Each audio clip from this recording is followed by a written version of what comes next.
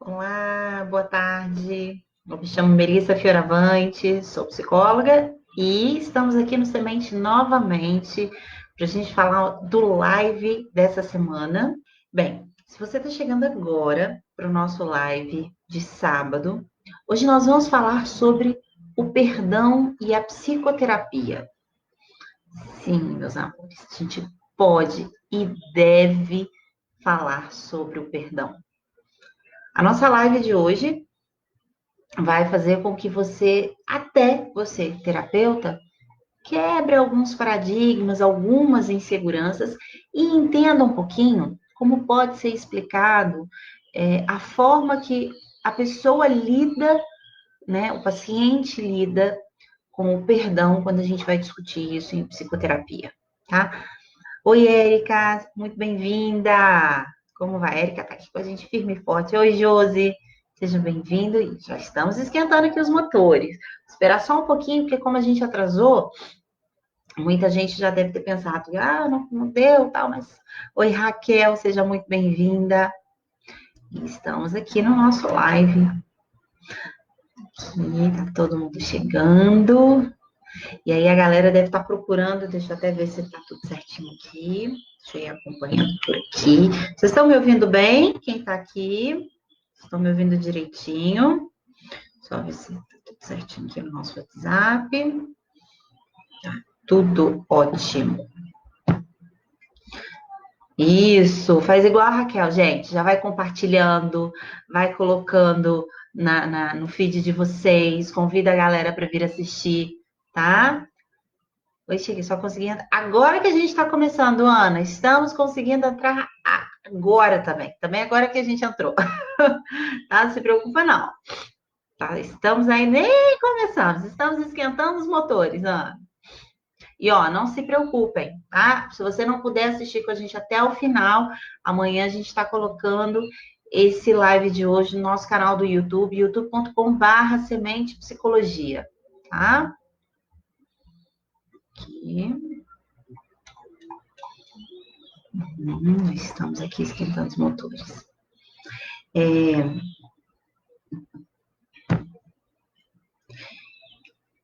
Vou contar a história para vocês desse live de hoje. Quando a gente pensa nos lives, né? Normalmente a gente se organiza aqui para falar dos lives. A gente normalmente já pensa, né, em 3, 4 lives para a semana inteira. Semana passada a gente não teve, porque nós tivemos o nosso curso online de terapia do esquema trabalhando com modos.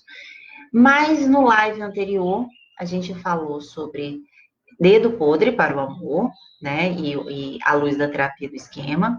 E no anterior ainda, a gente falou sobre o cuidado que a gente deve ter com pacientes excessivamente autocríticos. E num desses lives, né? E nesse live, quando a gente estava organizando, e eu comentando com algumas pessoas, eu sempre tenho, né, essa discussão criativa com outras pessoas. E aí, o que você acha dessa temática? O que você acha dessa temática? E aí, uma dessas pessoas me falou assim: nossa, Melissa, que interessante essa perspectiva, né, do paciente autocrítico. Mas ser autocrítico é um problema? Eu falei: não, o problema não é autocrítico, é o excesso de autocrítica, esse excesso de rigor consigo mesmo. E aí a pessoa me perguntou, e o que a gente pode fazer, né? Ela até falou assim, eu sou muito assim, o que eu posso fazer? E ainda não tinha pensado nessa temática em particular, tinha até um outro tema para a gente trabalhar. E aí ela virou para mim e falou assim, né, perguntou assim, como é que eu posso me ajudar? E eu assim, de pronto virei para ela e falei assim, olha, uma das primeiras coisas que você tem que se perguntar é se você tem praticado o auto-perdão. E a gente acabou falando um pouco sobre isso, sobre o auto-perdão. E eu perdão em psicoterapia. Porque quando eu comecei a falar sobre isso com ela, já causou aquele certo mal-estar. Como se perdão e passividade, ou perdão e benevolência, fosse a mesma coisa. E aí, hoje no nosso live, a gente vai perceber que tem muito mais caroço nesse angu, como diriam os bons e velhos mineiros. Acho que já chegou uma galera que, nossa senhora, estava aqui olhando para a câmera, nem vi que já tínhamos essa galera toda aqui nos esperando. Então, vamos fazer o live de hoje. Eu vou estar seguindo o nosso roteiro.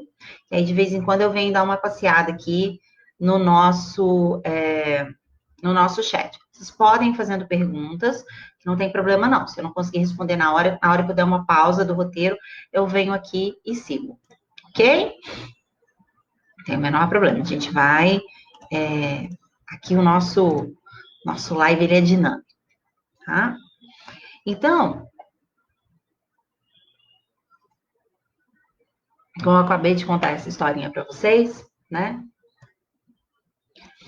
O falar do perdão é muito difícil. Falar do perdão em família é muito difícil. Falar do perdão no trabalho é muito difícil.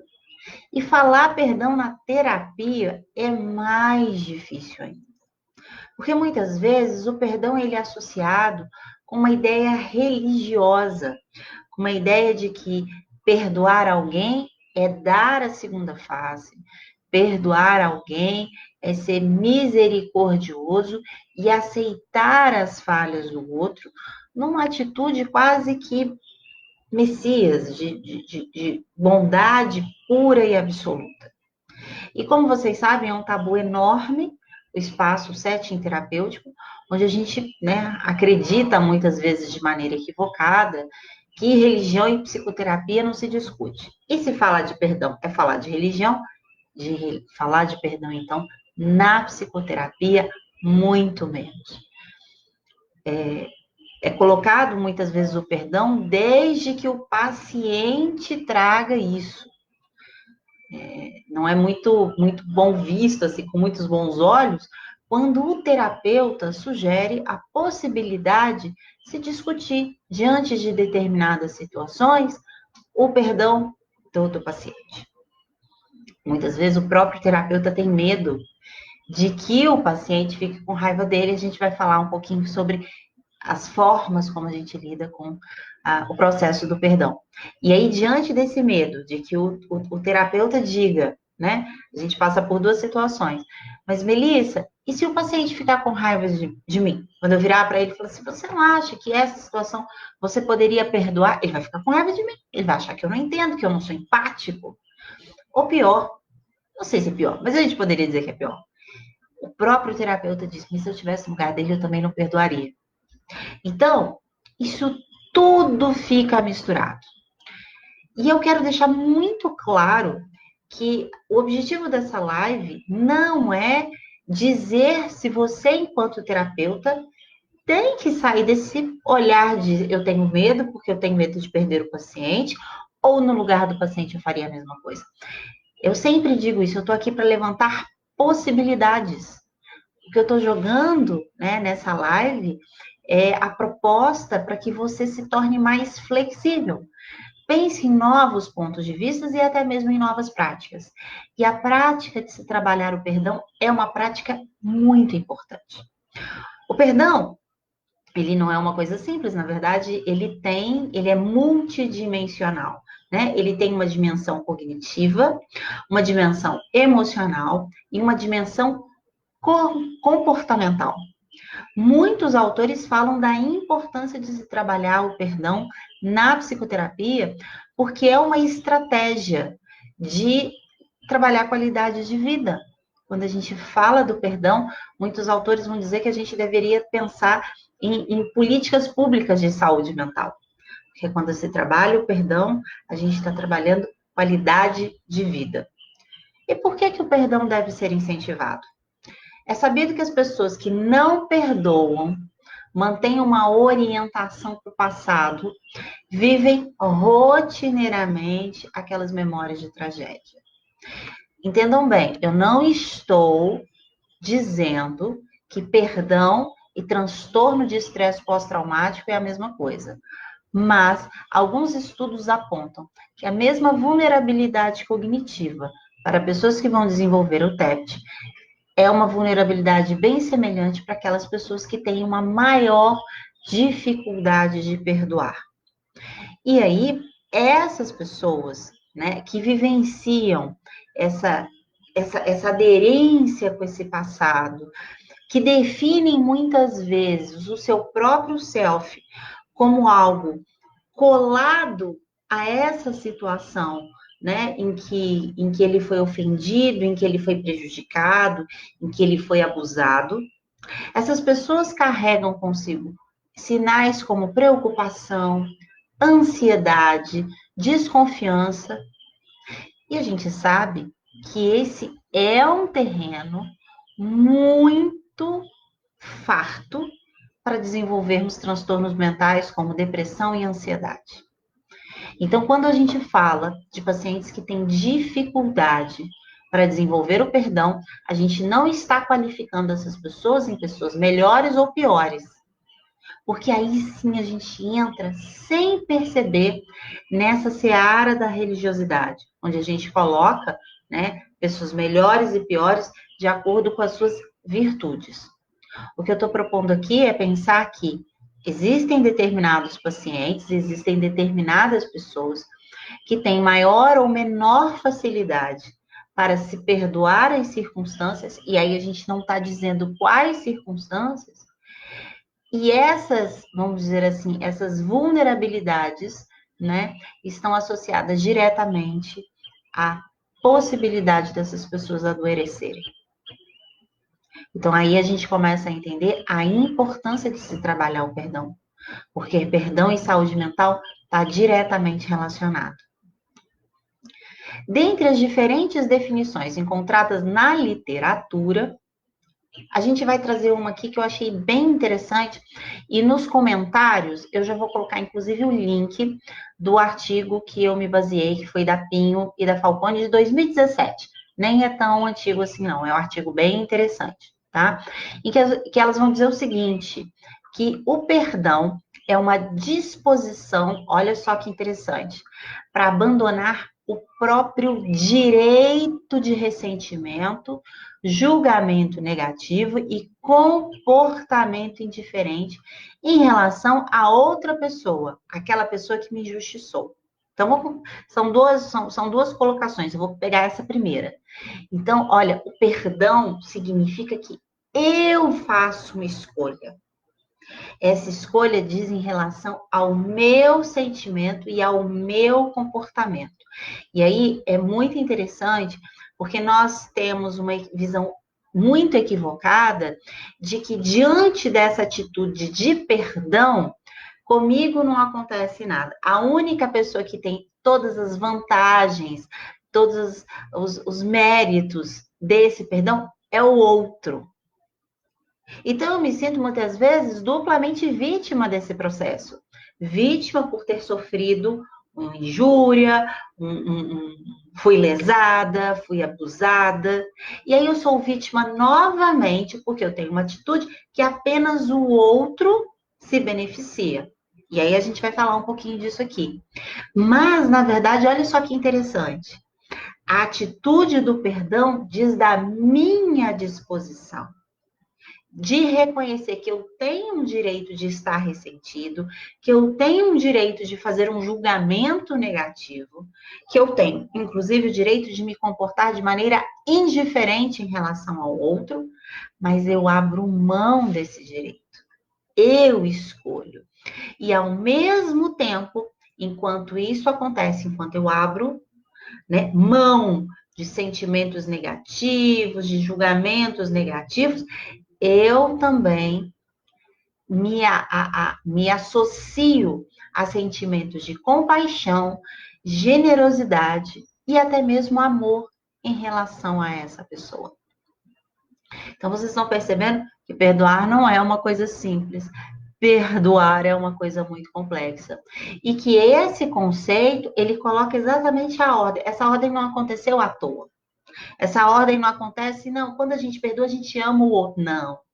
Antes de tudo, a gente abre mão de um direito. E quando é que a gente abre mão de um direito na nossa vida? Vamos pensar. Quando é que a gente abre mão de um direito? E aí eu vou aproveitar o nosso momento de quarentena para perguntar para vocês. Um dos nossos primeiros direitos é o direito de liberdade de ir e vir. Quantos de vocês que estão me ouvindo nesse momento não estão aqui só para apreciar este tema maravilhoso do Semente Psicologia? Estão aqui exatamente porque não podem exercer o direito de ir e vir, de sair de casa, de levar sua família para passear. Eu sou da época, gente, que eu ia para pracinha quando criança. A minha cidade é uma cidade de médio para grande porte. E como a maioria das cidades de médio e grande porte, não tem muita pracinha hoje para você levar a criança. Mas eu era da época que tinha tanque de areia na pracinha. As crianças brincavam, né? Não tinha perigo em ir para a pracinha. Hoje não tem tanta pracinha aqui na minha cidade. Mas que vontade que eu tenho de ir para a pracinha que fica aqui embaixo do meu prédio. E eu não posso. E vocês sabem por que, que eu abri mão desse direito? Porque eu reconheço que existe um outro benefício a partir do momento que eu abro mão desse direito. Então, quando a gente pensa no perdão, em que é começar a abrir mão desse direito, eu reconheço que ao abrir mão desse direito, eu serei ainda mais beneficiada. E aí eu acabei de falar isso com vocês, que a gente tem muitas vezes a sensação de que o ato de perdão implica diretamente o benefício exclusivo do outro. E aquele outro que me ofendeu, aquele outro que, né, que me roubou, aquele outro que me julgou, aquele outro que me prejudicou. E eu fico assim, mas eu nunca vou ser beneficiada. O primeiro benefício está na nossa escolha, ok? Também encontramos dois tipos de perdão. Não sei se vocês sabiam disso, mas nós temos o perdão decisional e o perdão emocional. O perdão decisional é quando você de fato tem a tomada de decisão do perdão, mas ainda há uma presença de ressentimento, ainda há uma certa mágoa.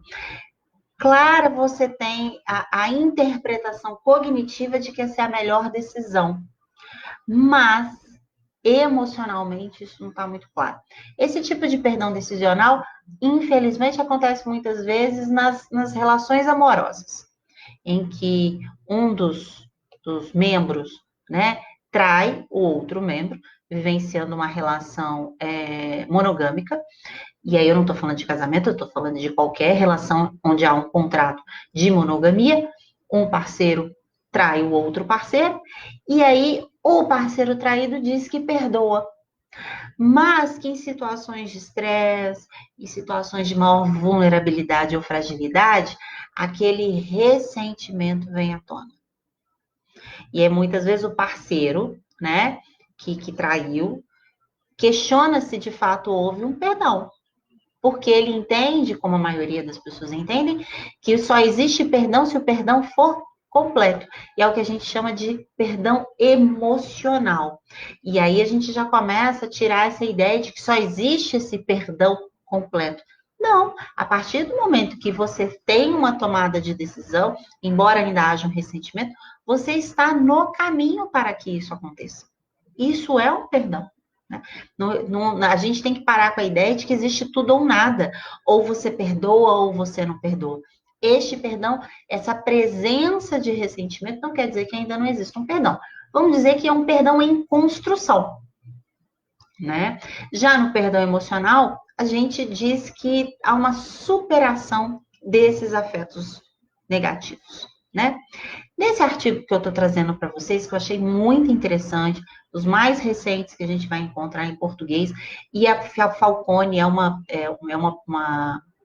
uma psicóloga, né, e uma teórica no Brasil muito referenciada, que trabalha muito com aspectos de habilidades sociais, empatia, né? Ela é muito importante no campo aqui no Brasil. E ela, junto com a Pinho, apontam dois fatores importantes, facilitadores para desenvolver o perdão. É a empatia e a resiliência. Quanto mais empático e resiliente você for, maior a sua condição de perdoar.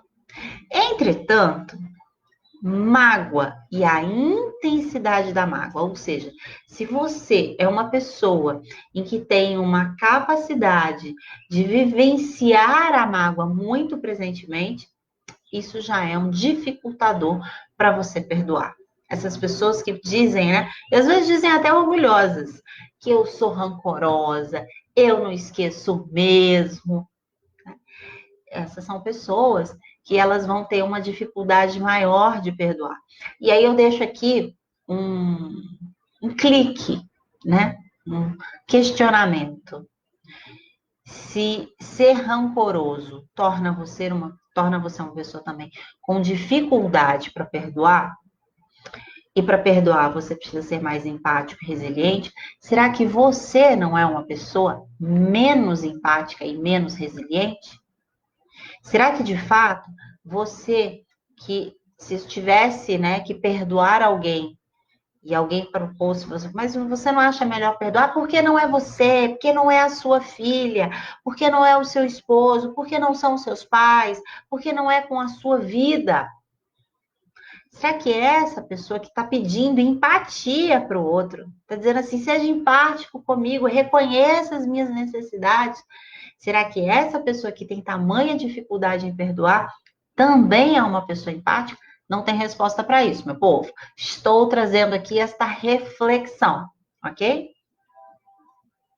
Deixa eu só dar uma voltinha aqui na nossa conversa.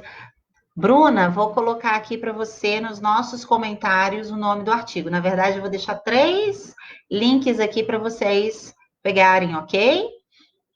A Vanessa está aqui perguntando se vai ser possível assistir depois. Todos os nossos lives vocês assistem depois, meus amores. Todos eles ficam no nosso canal do YouTube, ok? youtube.com/semente psicologia. Gente, vocês sabem que a gente está aqui em quarentena e live, que é live, é feita em casa. Então, vocês estão chegando aí, o trem está chegando, vocês vão ver.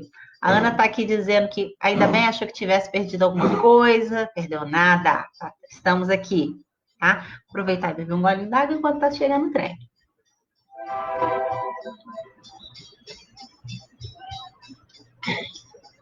Mas vão ficar tudo. Tá ótimo, Bruna. Pode deixar que eu vou compartilhar. Já deixei até separadinho, porque às vezes, meu povo, eu comento com vocês que eu vou deixar separado, aí termino a live, vou conversando com o pessoal, esqueço, me empolgo, tá? E aí já era.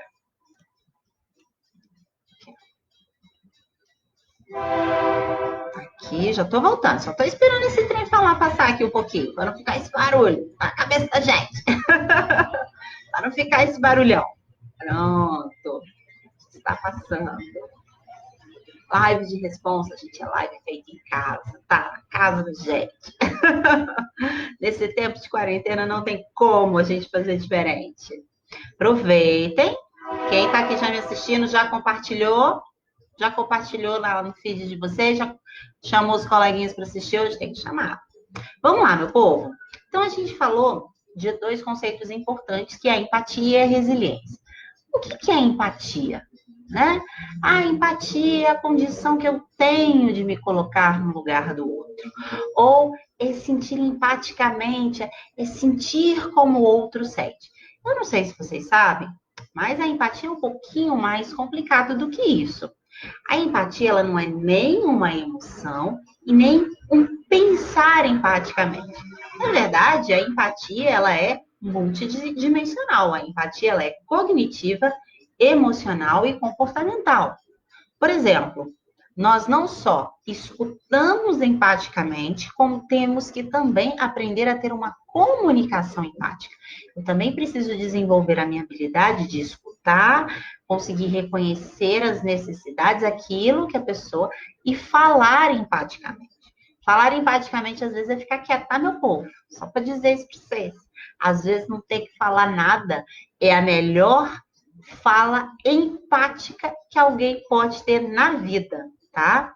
Então, a empatia é um dos fatores mais importantes para que a gente consiga ter o perdão, né? Principalmente o elemento cognitivo, que é a tomada de perspectiva. A tomada de perspectiva, em resumo, seria a minha capacidade cognitiva de tentar pensar como se fosse a pessoa. É quase como se... Eu gosto muito de explicar isso pelo exercício da ótica, mesmo a gente indo lá para a física. Inclusive, vou fazer um parênteses aqui. A única parte da física que eu gosto, perdoe meu tio que é físico, mas é essa, tá? É a única parte que eu sei e a única parte que eu decorei, ok? Que é a ideia física. da ótica do ponto de vista, né? Então você imagina que você está num determinado lugar no espaço e você consegue ver um determinado objeto. Por exemplo, eu estou aqui falando com vocês. Vocês, da onde vocês estão vendo que tem uma parede cinza aqui atrás de mim. Não estão? Estão, sim. Vocês estão vendo. Eu até sei que existe essa parede, mas neste momento eu não tenho condição de ver essa parede. Eu não enxergo essa parede. Então é possível que, se inclusive fosse a primeira vez que eu estivesse chegando aqui nesse local e eu não estivesse vendo a parede, eu poderia até dizer para vocês que essa parede ela nunca existiu. O fato de eu não enxergar a parede não me dá o direito de dizer que ela nunca existiu. Até porque, quando tem uma outra pessoa, num outro espaço, num outro campo, um outro lugar do olho mesmo, tá? É possível que ela enxergue a parede. E aí a gente tem resoluções de problemas, emoções completamente diferentes a partir do momento que a gente enxerga um ou outro objeto. Então, nesse caso, a minha capacidade de perdoar, que envolve a empatia, significa começar a desenvolver a minha habilidade cognitiva de ter a perspectiva do outro, desse outro que me fez sofrer, desse outro que está nesse lugar do qual muitas vezes eu não consigo ver porque eu não estou nele. Eu não sei o que é esse lugar. Eu não me reconheço. Pode ser até que eu vá tentar ter uma compreensão, mas eu nunca vai ser uma compreensão fidedigna, porque a minha tomada de perspectiva, ela não me permite ser a pessoa, mas ela me permite tentar compreender a pessoa. Tentar compreender por que ela tomou determinadas escolhas, ou por que ela me feriu, ou por que ela me machucou, ou por que ela abusou, ou por que ela me violentou, ou por que ela foi o vilão e eu fui a vítima desse processo. Então, quando a gente fala de perdão, significa começar a pensar que aquela pessoa, ela tem uma história, e começar a pensar nas perspectivas, nos olhares, nas possíveis outras explicações para aquilo que ela fez. Então, podemos definir a empatia como a capacidade de compreender de forma acurada, também como compartilhar e considerar sentimentos e necessidades de alguém, expressando esse entendimento de tal maneira que a outra pessoa se sinta compreendida e validada. Nesse caso, quando a gente pensa no perdão, não necessariamente a gente vai falar de perdão de pessoas que fisicamente eu tenho como me comunicar. Pode ser que na terapia a gente vai falar do perdão, né, com esse paciente, e que seja proposto o perdão com pessoas que já morreram, com pessoas que, né, estão a quilômetros de distância, são pessoas que estão internadas, né? Esse tipo de perdão, não tem como dizer para a pessoa, olha, estou compreendendo e validando as suas necessidades. Essa pessoa pode estar presa. A grande questão é que você, lembra que eu falei lá em cima, né? Um pouco antes, eu tô falando lá em cima, um pouco do meu roteiro, né? Que quando a gente pensa no perdão, a gente começa com a ideia de que eu estou abrindo mão de um direito, é uma escolha, é um papel ativo nesse processo, é um processo ativo, eu faço a escolha, eu sofro inicialmente os benefícios. Então, quando você começa esse processo de perdão, não necessariamente você precisa comunicar a pessoa, mas você começa dentro de você, essa pessoa que existe, esse vilão que existe, começa a ser compreendido e validado. Então, através da tomada de perspectiva, é possível que a vítima desenvolva afetos mais positivos pelo ofensor. Não significa que eu o ame, não significa que eu queira ser o melhor amigo, não significa que eu vou chamar ele para comer na minha casa, mas o fato de eu não odiá-lo, o fato de eu não desejar mal, o fato de não desejar vingança, o fato de sentir raiva, isso já me beneficia. Um outro conceito que a gente falou aqui é a resiliência humana. A resiliência humana também é um fator importante para desenvolver o perdão. E ela pode ser compreendida de maneira muito ampla. A resiliência também vem da física, né, gente? Eu estou aqui falando da ótica, mas a resiliência também vem da física. Olha aí, já dava para tirar meio ponto na prova. A resiliência humana pode ser compreendida de maneira ampla, como a capacidade que os indivíduos têm de superarem as adversidades da vida, se adaptando de forma saudável ao seu contexto. Todo mundo tem problema, meus amores. A gente vai para terapia, inclusive, para se tornar mais resiliente. Ninguém faz terapia para não ter mais problema. Ninguém faz terapia para ter os melhores relacionamentos, para ter o melhor salário, para nunca mais ter que se expor, nunca mais ter que batalhar. A gente tem que continuar a batalha todo dia. Dificuldades todo dia. Quantos de nós não fomos pegos de surpresa com de um dia para o outro, você não podendo mais andar na sua cidade, sua empresa estando fechada, você não podendo se comunicar com as pessoas que você ama, encontrar e abraçar. Então, as adversidades acontecem, mesmo quando você não é responsável por elas. E aí, o que a gente faz? A gente se torna resiliente.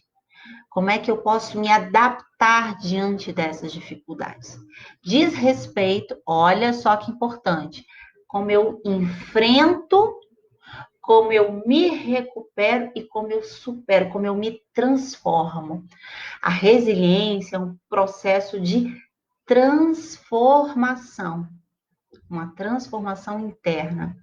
Pode ser entendido como um envolvimento proativo e responsável do indivíduo para a superação dos problemas, em vez de uma espera passiva pela resolução. Muitas pessoas que encaram o imperdão de uma maneira passiva esperam que um dia ele vá embora. Esperam que um dia ele suma, sabe? Um dia eu vou acordar e vou ter perdoado o meu filho, um dia eu vou ter acordado e vou ter perdoado a minha esposa, um dia eu vou ter acordado e ter perdoado a minha mãe, o meu vizinho. Mas desde o início eu tô falando que a gente tem um direito a ter o ressentimento e que a gente precisa escolher. Isso tem que ser ativo. Esse processo do perdão, ele não pode ser passivo, ok? A Luciana está falando, perfeita colocação sobre a terapia ser um espaço de maior resiliência. Sim, porque a resiliência é exatamente isso, tornar o sujeito até mais flexível, né? Obrigada, muito obrigada, Luciana, pelo comentário. E aí, entra a terapia do esquema. Meus alunos de modos que tiveram comigo esse final de semana vão entender bastante do que eu vou falar aqui agora. Quando a gente pensa em terapia do esquema, a compreensão sobre a resiliência ela se torna ainda mais importante. Eu já tive a oportunidade de falar sobre terapia do esquema, modos do esquema em vários lives. Só vocês acessarem nossa página aqui do Facebook ou nosso canal do YouTube, que vocês vão encontrar vários lives sobre a temática terapia do esquema. Um dos modos mais importantes que nós temos é o chamado criança vulnerável. O modo criança se conecta diretamente com as nossas necessidades mais fundamentais que devem ser preenchidas. É a nossa criança interior que busca afeto, carinho, proteção, segurança. No caso, quando aparece essa criança vulnerável, diante das adversidades, dos problemas que nós sentimos, né, nós vivenciamos, nós nos sentimos desprotegidos, frágeis, tristes e desamparados. O nosso modo criança vulnerável atua como a vítima que foi injustiçada por alguém e que, além de não receber o que eu precisava, que o que eu precisava era de amor, ainda fui privada ou perdi algo que era muito importante para mim. E aí, quando eu me conecto com essa criança vulnerável, que faz me sentir absolutamente sozinha, solitária e vazia, isso por si só eu já fico aterrorizada só de imaginar e sentir. O que que nós acabamos por fazer quando eu acabo por me conectar com essa criança vulnerável? Eu acabo por desenvolver 3 novos modos para me defender, não mais do abusador, não mais do vilão, não mais da pessoa que me fez a ofensa, mas eu desenvolvo 3 novos modos para me proteger desse sentimento de vulnerabilidade. Se vocês prestarem atenção, é interessante como o ato do perdão, embora a gente esteja pensando que perdoar é o outro, o tempo todo ele só se relaciona com a gente. Porque quando eu perdoo, o principal benefício vem para mim. E quando eu também não perdoo, o maior prejuízo é o meu. Porque se a criança vulnerável é aquela que briga para que as suas necessidades emocionais sejam preenchidas, quando eu abafo ela, eu nem consigo dizer quais são as minhas necessidades emocionais importantes. E aí é que ninguém vai preencher. É aquela história. Se eu não digo que eu estou com fome e não faço nada em relação a isso, ninguém vai me oferecer um prato de comida, ninguém vai me oferecer um copo d'água. Primeiro modo que aparece na maioria das vezes quando a gente tem essa criança vulnerável e que ele tenta barrar essa conexão com a criança vulnerável. É a criança zangada. A criança zangada, ela manifesta raiva diante do ofensor ou qualquer situação que ative a lembrança dessa situação. Esse modo, ele é acionado para que a pessoa se sinta preparada. A gente entra no modo criança zangada para a gente ir para a guerra, para a gente brigar. Porque a vítima, ela interpreta que o perdão, né, criaria uma permissão para que ela fosse abusada, prejudicada, criticada, injustiçada novamente. A criança zangada acredita que sim, se eu perdoar, eu estou dizendo que o outro pode me prejudicar novamente. E em nenhum momento o perdão diz disso. Mas a criança zangada não quer que a gente se conecte com o que é importante. E aí ela entra. E aí qualquer situação, qualquer presença, isso é muito comum acontecer em situações de separação, quando há uma criança envolvida, né? Isso é quase um... Não vou nem falar de alienação parental aqui, porque não precisa chegar a esse ponto. Mas quando um dos cônjuges se vê magoado com aquela separação, se sente traído com aquela separação, muitas vezes utiliza, né, a criança nesse meio tempo como fantoche, mostrando o quê? A criança zangada. A sua mãe não presta, o seu pai não presta. Eu não quero que seu pai venha aqui buscar, não vai ficar com você o final de semana. E se vou ficar o final de semana, não pode levar na casa da sua avó.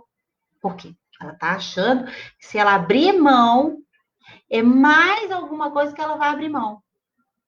É mais alguma coisa que ele acha que vai perder.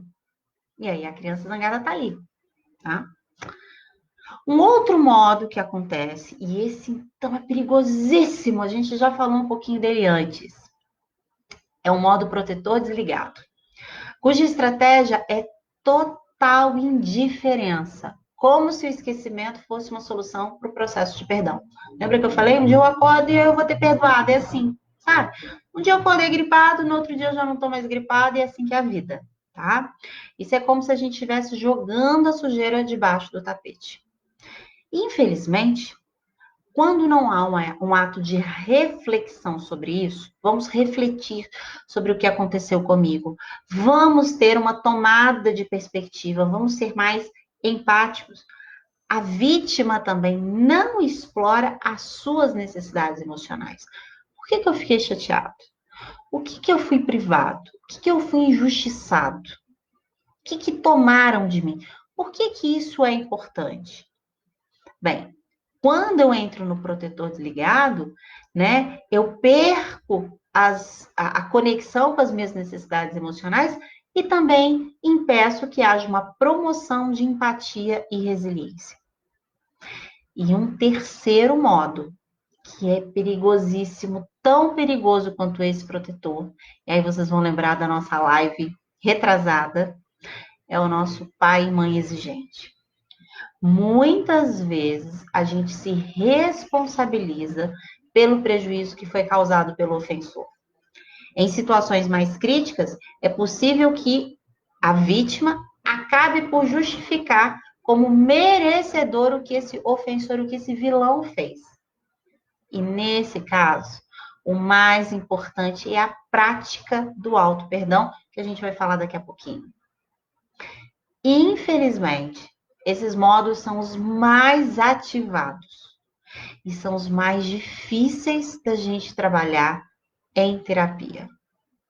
Se pararmos para analisar, isso significa profundamente dizer que o perdão perdão se relaciona diretamente como nós ressignificamos a nossa história. Como eu falei antes, isso não quer dizer que perdoar significa se tornar amigo, sócio ou esposo do ofensor. Isso significa como eu reinterpreto a minha história e o meu self, a mim mesmo, nessa história. Essa tal ressignificação que tanto se fala em terapia cognitiva, ou essa reestruturação cognitiva, é tornar o sujeito emocional, comportamental, cognitivamente mais flexível. Não tem nenhuma ligação com ser nobre, heróico, bondoso, ou infelizmente, como as pessoas misturam, cristão. Você não precisa ter ser religioso ou ter uma religião para poder perdoar as pessoas. Porque isso não tem a ver com religiosidade. Isso tem a ver com da natureza humana ter relações interpessoais. E quanto melhor as suas relações interpessoais ou a sua capacidade de se relacionar, né, com o outro, melhor vai ser a sua vida. Então, você está dizendo para mim que eu preciso me relacionar com a pessoa que me ofendeu? Não. Mas quando você se torna mais empático e quando você se torna mais resiliente, as outras pessoas que não têm nada a ver com o problema que aconteceu com você e com o vilão também vão se beneficiar da sua empatia, da sua flexibilidade, da sua resiliência. Perdoar não significa permitir que abusem de você, nem que tornem você fraco ou frágil. Não é negar ou deixar de se entristecer com o que aconteceu. Perdão também não significa não oferecer limites para o equívoco do ofensor. Significa aceitar que ele vai ter que ser preso, significa aceitar que ele também tem que perder os benefícios. As mesmas habilidades que você precisa desenvolver para perdoar são as mesmas que tornam você mais competente e empoderado para ter suas necessidades emocionais supridas e se defender de futuras injustiças. E aí, agora, eu queria dar um presente para vocês. Para quem está aqui me assistindo, chegou aqui uma galera. Como vocês sabem, a gente tem um curso, né, online de técnicas em terapias do esquema. Um desses módulos é o módulo de técnicas vivenciais. E nós tivemos nesse módulo, uma das técnicas chama perdoar a si mesmo. E ela sugere 9 passos para ser trabalhado com o paciente. E eu vou falar desses 9 passos aqui para vocês. Ok? Esses 9 passos estão lá no nosso curso e eu vou oferecer para vocês agora. Tá? Bem, é o seguinte, né? Algumas pessoas têm muita dificuldade em perdoar a si mesmo, principalmente quando entra naquele modo pai, mãe, disfuncional exigente, tá? A gente acaba tendo vozes muito rigorosas, muito críticas, a gente não consegue ver o nosso lado positivo, tá? Se você é capaz de perdoar as outras pessoas por suas faltas, mas tem dificuldade em perdoar a si mesmo, é muito importante você se beneficiar da prática do auto-perdão. Até porque uma vez eu fui questionada por um monge como é. Nossa, aquele dia eu fiquei com muita raiva. Minha criança zangada sentou no meu colo e falou: não quero mais fazer meditação. Porque além de ter uma criança zangada, eu tenho uma criança pirracenta. Ele virou para mim, e sem saber que ele estava falando para mim, sem olhar na minha cara, mas depois a gente teve uma conversa. Foi um curso que eu fiz sobre psicologia, né, psicologia compassiva com uso de meditação, foi maravilhoso. E esse monge fez total diferença na minha vida. E aí ele disse o seguinte: é engraçado como algumas pessoas têm a coragem de dizer que elas são excessivamente empáticas com o outro, mas elas não são nada empáticas consigo mesmo. E aí eu tive vontade de fazer assim, na cabeça daquele monge. Eu falei, vou dar na cara desse monge. E o perdão é a mesma coisa. Como é que a gente pode ter cara de pau de dizer que a gente perdoa o outro, mas a gente não se perdoa? Se as habilidades cognitivas, emocionais e comportamentais são as mesmas. Então, hoje a gente está perdoando mal e porcamente o outro, ou a gente está deixando de considerar muitas coisas nesse processo de perdão. Perdoar a si mesmo envolve aprender a olhar para si com a mesma generosidade e compaixão com qual a gente olha para as outras pessoas. E aí, a gente vai fazer uma listinha com esse paciente, tá? Que vocês vão trabalhando isso ao longo da sessão. Pode fazer no papel? Pode. Tem muito paciente que gosta da materialidade da técnica, né? De sentar e ver de fato a coisa acontecendo. A primeira coisa que vocês têm que levar em consideração é: isso é que eu preciso me perdoar. O que o paciente precisa se perdoar? Lembrando que essas ferramentas aqui, né, essas questões, essa técnica é para o auto-perdão. Mas eu acabei de dar um spoiler aqui para vocês. Da mesma forma que eu trabalho o auto-perdão, eu tenho como gerenciar esse perdão para terceiros. Isso é o que eu preciso me perdoar. Será que eu sou muito preguiçosa? Será que eu fiz mal para alguém? Será que eu tenho um defeito que eu não consigo deixar? Tá? Esse é o impacto que eu fiz. 2. 1. Isso é o que eu preciso me perdoar. 2. Esse é o impacto que o que eu fiz teve sobre mim e sobre as outras pessoas em minha vida. Isso que tanto me incomoda, qual é o impacto que isso trouxe para minha vida? Né? E é assim que continua a afetar a mim e aos outros. 3. E é assim que isso continua a afetar a mim e aos outros. Ou seja, além de ter atrapalhado isso lá atrás, esse problema continua sendo presente. 4. É assim que eu imagino que minha vida será melhor se eu conseguir me perdoar. Então, aquele problema, aquele elefante que está dentro da minha sala, quando eu tirar ele, o que eu acho que vou ganhar? O que vai ser de benéfico para mim? 5. O perdão frequentemente começa pela compreensão. Que experiências tive na vida que podem ter contribuído para o que eu fiz? Olha que perguntinha sagaz. Quando eu faço essa pergunta, eu começo a tentar entender que eu faço parte de uma história e que talvez naquele momento, aquilo que eu fiz foi o melhor que eu podia ter feito. Sabe aquela outra... Gente, hoje eu estou muito sair do meu lado psicólogo e vim para a aula da física. Sabe aquela regrinha da física sobre a mesma condição de temperatura e pressão? Na mesma condição de temperatura e pressão, que eu não sei o resto, por isso que eu só tirei meio ponto na prova de física. Será que hoje eu faria a mesma coisa? Talvez não. Mas naquele momento, com todo o suporte social, com a minha história de vida, aquilo que eu aprendi, com a minha maturidade, era a única saída. Lembra da história da tomada de perspectiva? Por isso que eu falei que é da questão da sagacidade dessa pergunta.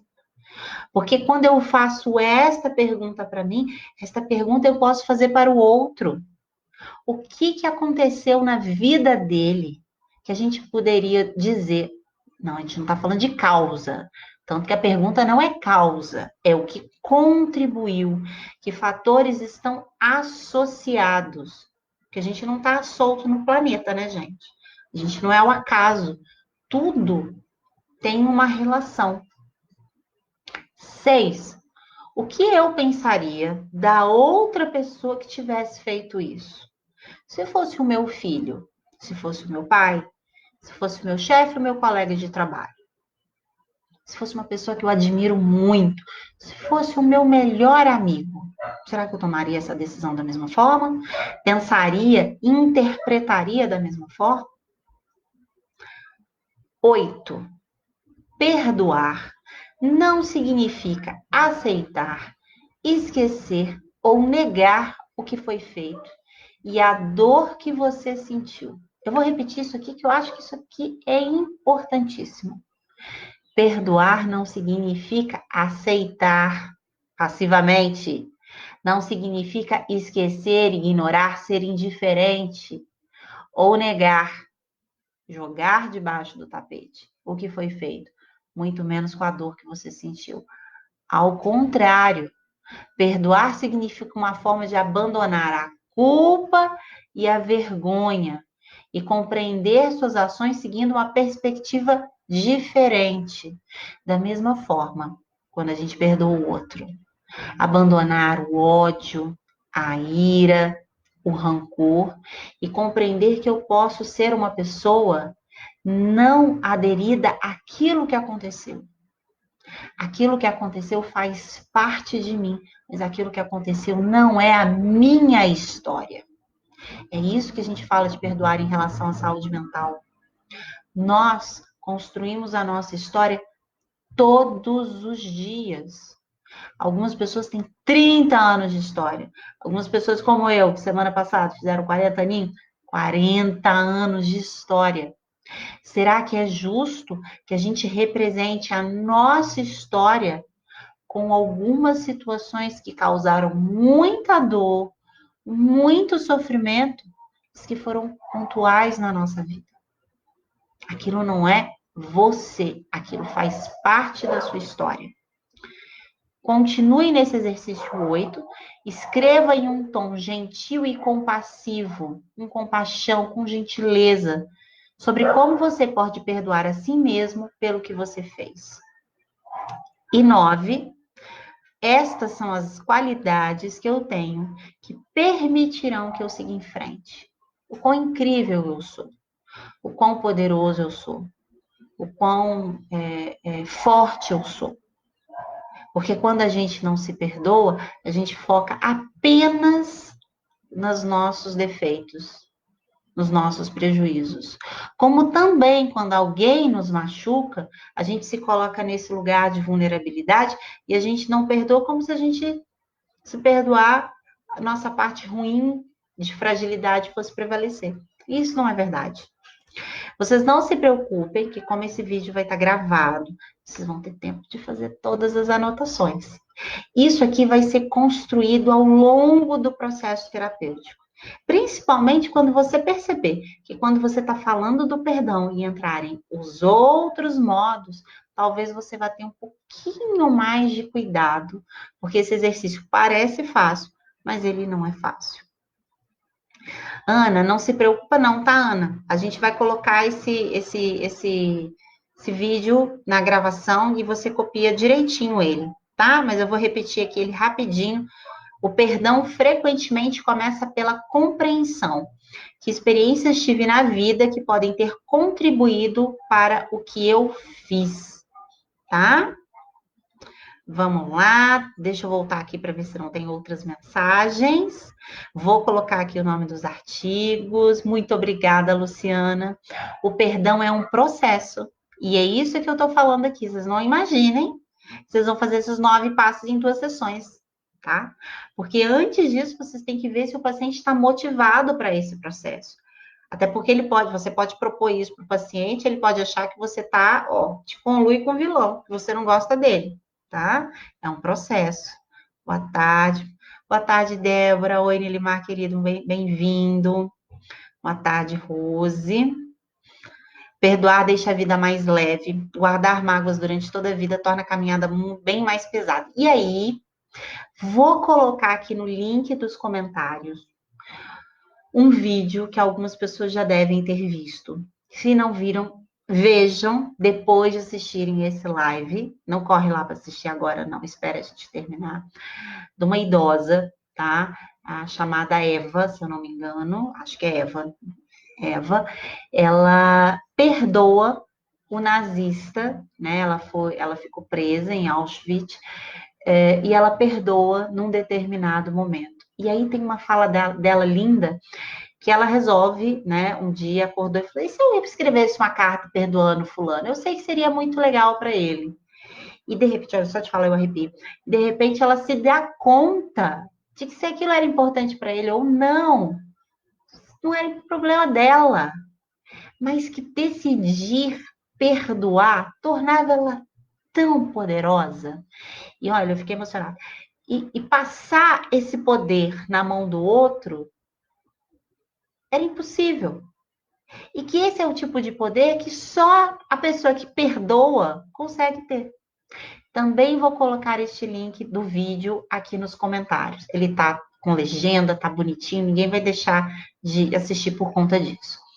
Eu sei que ele é um tema absolutamente complexo, complicado e que causa um vucu-vucu na gente. Mas como um exercício, e todas as opiniões aqui são sempre muito bem-vindas, desde que respeitosamente, desde que gentis, né? Eu sugiro, quando você terminar de ouvir esse nosso live de hoje, que se causou um certo vucu-vucu, volta um pouquinho naquele momento em que eu falo dos modos da criança vulnerável, da criança zangada, do protetor desligado ou mesmo do pai exigente. E mesmo que você não entenda de terapia do esquema e nem entenda de modos, veja se você não se identificou um pouquinho com aqueles perfis, ok? Aqui a galera terminando. Qual é o quinto passo? Muito bom. Galera, chegamos ao fim do nosso live de sabadão, 3 horas da tarde. Foi muito maravilhoso falar sobre esse tema com vocês. Tava um pouquinho insegura, achei que ia rolar mais briga aqui, mais paz. A gente falava, vai com você, Melissa, por que você tá falando disso? Mas que bom que não teve. Todo mundo foi muito gentil e compassivo comigo, porque ele é um tema complicado, né? Caso você tenha interesse, né, como você se interessou, quer saber mais sobre essa técnica e outras, acesse a nosso site www.sementepsicologia.com.br. Nosso curso online de técnicas em terapias cognitivas está lá disponível para você a hora que você quiser. Se você quer saber mais sobre terapia do esquema, modos do esquema, também já estamos com a nossa formação, né, online aí disponível. Acesse o site, você tem o curso de introdução à terapia do esquema, o curso de técnica, terapia do esquema trabalhando com modos, e agora, no final do mês, nós vamos ter o curso online ao vivo de técnicas em terapias do esquema. Obrigada por deixarem essa tarde ainda mais agradável para falar desse tema tão maravilhoso, que é falar de perdão. Um grande beijo a todos vocês. Podem deixar mais comentários aqui embaixo. E aos poucos eu vou respondendo. Viu? Tchau!